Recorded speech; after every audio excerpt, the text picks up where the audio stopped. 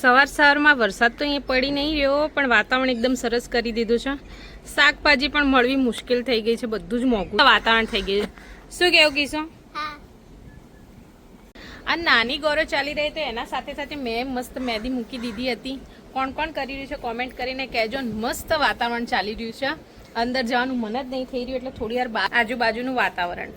ઘરના બહાર આટલી મસ્ત ખુલ્લી જગ્યા છે, અને વરસાદી વાતાવરણમાં તો થોડું હિલ સ્ટેશન જેવું લાગે છે. મસ્ત હિંચકો,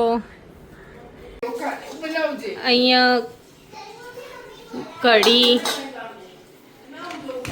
મગ બાફી દીધા છે, હવે મગ જ બનાવવાના છે. કઢી, મગ, ભાત. અહીંયા મસ્ત રસ્સાવાળા મગ બનાવી દીધા છે મેં.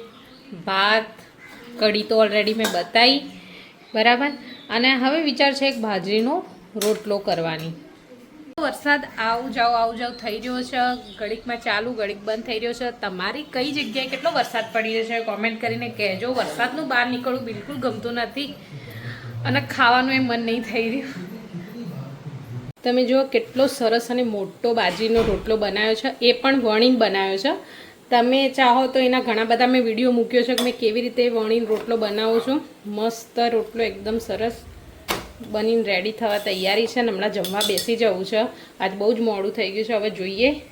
જમી અને 5:30 વાગ્યા થઈ ગયા છે. જો તો આજે વરસાદ નહીં પડ્યો. આજે થોડી વારે ઉઘાડ નીકળે છે અને પાછો બંધ થઈ જાય છે. તો સવારની શાક માટે હું કરી રહી છું કમ્પ્લેન કે ભાઈ શાક મોંઘું આવે છે, શાક મોંઘું આવે છે. તો આજે હવે અત્યારે આટલા વાગે શાક લેવા હું નીકળી પડી છું. જોઈએ આજે શાકનો ભાવ શું છે.